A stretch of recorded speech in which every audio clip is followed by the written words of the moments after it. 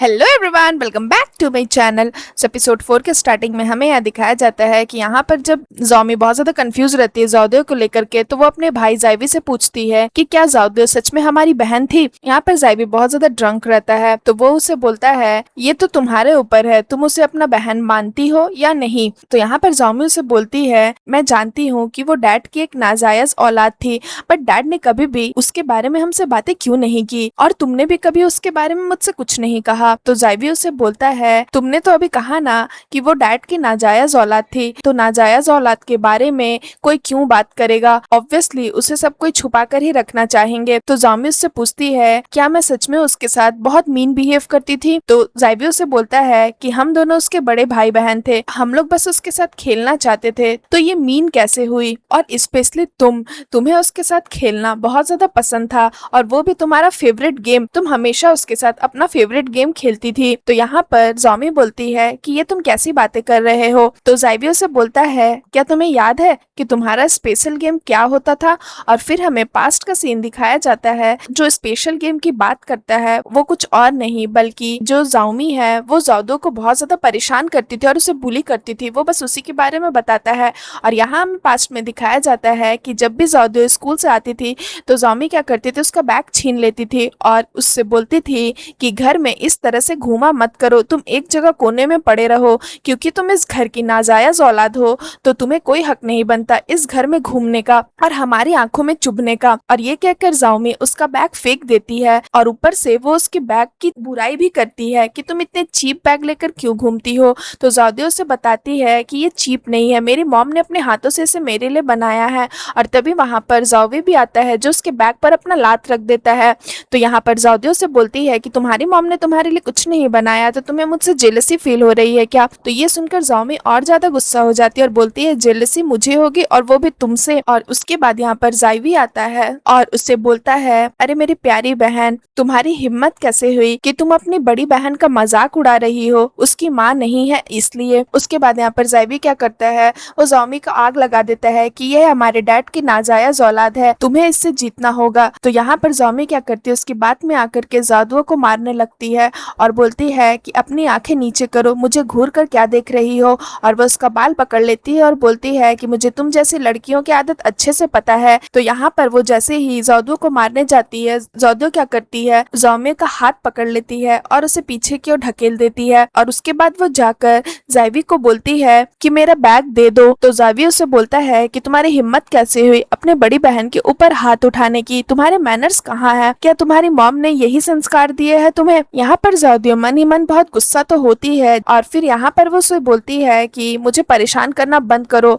वरना तुम दोनों का बहुत बुरा हाल होगा। और ये बोल के वो चली जाती है। उसके बाद हमें प्रेजेंट का सीन दिखाया जाता है जहाँ पर ज़ॉमी बहुत टेंस्ड रहती है। तो जाइवी उससे पूछता है कि क्या हो गया, तुम्हें कुछ याद आया क्या, अब तो तुम्हें पता चल ही गया होगा मैं ही एक हूँ जो हमेशा तुम्हारा सपोर्ट करता है। ज़ॉमी उससे बोलती है तुम ज़ाओदियो को बुली क्यों करते थे जब तुम्हें पता था कि उसकी मॉम इस दुनिया में नहीं है। तो यहाँ पर जाइवी बोलता है ये तुम कैसी बात कर रही हो, अब उस लड़की के बारे में लड़कर क्या फायदा, वो ऑलरेडी मर चुकी है। और फिर वो उससे बोलता है कि बस मैं ही इकलौता फैमिली मेंबर में तुम्हारा बचा हूँ, तो अच्छा होगा कि अगर तुम मुझे अच्छे से ट्रीट कर लो और डैड जितना पैसा छोड़ कर गए हैं उसमें से आधा तुम मुझे ट्रांसफर कर दो। तो यहाँ पर ज़ॉमी उससे बोलती है कि पहले तुम मुझे ये बताओ कि ज़ाओदियो की डेथ कैसे हुई। जाइवी उससे बोलता है कि वो बहुत स्टूपिड थे इसलिए वो मर गई। और ये बोल के जैसे ही जाने लगता है ज़ॉमी उसे बोलती है कि मैं तुम्हें सारे पैसे दूंगी अगर तुम मुझे बताओगे कि ज़ाओदियो की डेथ कैसे हुई। तो जाइवी पैसों के लिए रुक जाता है और उसे बोलता है कुछ लोग आग में जलकर मर जाते हैं तो कुछ लोग उसी आग में जलकर बच भी जाते हैं और दूसरों का पैसा लेकर के आराम से अपनी जिंदगी जीते हैं। यानी कि वो ज़ॉमी की बात करता है और बोलता है ये तो किस्मत किस्मत की बात होती है। उसके बाद यहाँ पर ज़ॉमी उससे पूछती है कि क्या सच में ज़ाओदियो ने फायर स्टार्ट की थी। जाइवी उससे बोलता है हाँ, और कौन स्टार्ट करेगा। तो यहाँ पर ज़ॉमी उसे बोलती है बट डैड ने तो कहा था ये सिर्फ एक एक्सीडेंट था। तो जाइवी उसे बोलता है कि तुम भी ना बहुत फनी हो, उस दिन जब आग लगा था तो तुम वहीं पर थी, तो तुम मुझसे इतने सारे क्वेश्चंस क्यों पूछ रही हो। तो यहाँ पर ज़ॉमी उसे बोलती है कि ठीक है तुम मुझे ये बता दो कि डैड क्यून्यू को मेरे साथ क्यों नहीं देखना चाहते थे, वो क्यून्यू को इतना हेट क्यों करते थे। तो यहाँ पर जाइवी उसे बताता है क्योंकि वो एक झूठा इंसान है, उसने डैड से झूठ बोला था कि वो बहुत अच्छा पेंटिंग कर सकता, और उसने ये भी झूठ बोला था कि वो तुमसे बहुत प्यार करता है। उसके बाद वो उससे बोलता है कि अब तुम इतना सोच क्यों रही हो, अच्छा हुआ कि तुम अपने पास्ट की सारी चीजें भूल चुकी हो। अगर तुम्हें अब अपने पास्ट की बातें याद आएंगी ना और पता चलेगा ना कि तुम कैसी थी, तो तुम्हें अपने आप से नफरत होने लगेगी। इसलिए बेटर यही होगा कि अभी जो तुम अपनी जिंदगी जी रही हो उसे ही एंजॉय करो।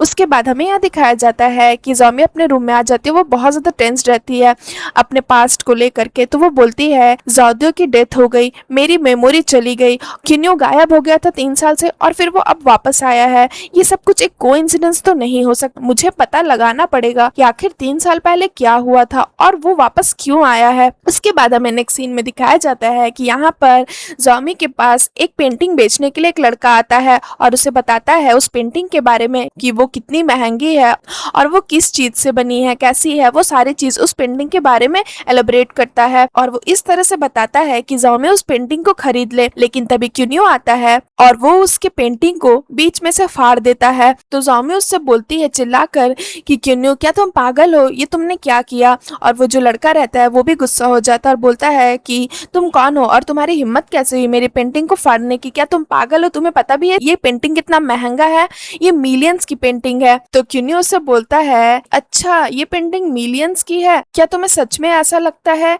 कि हमारी फैमिली में आर्ट के बारे में कोई नहीं जानता, इसलिए तुम आसानी से बेवकूफ बना दोगे, या फिर तुम मेरे फियांसे को एक इजी टारगेट समझते हो।